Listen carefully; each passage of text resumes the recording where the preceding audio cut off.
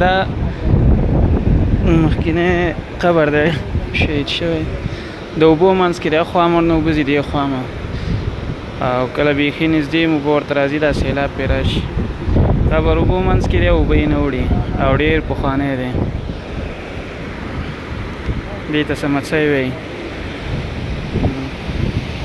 خوړ دی بیخي خوړ منځ کې دی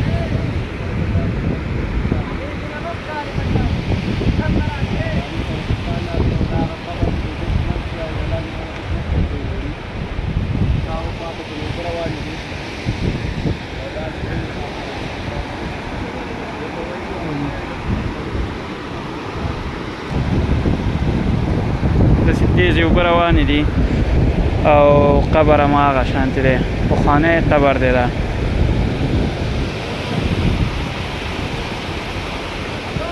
ملګري چکر ته راغلی دي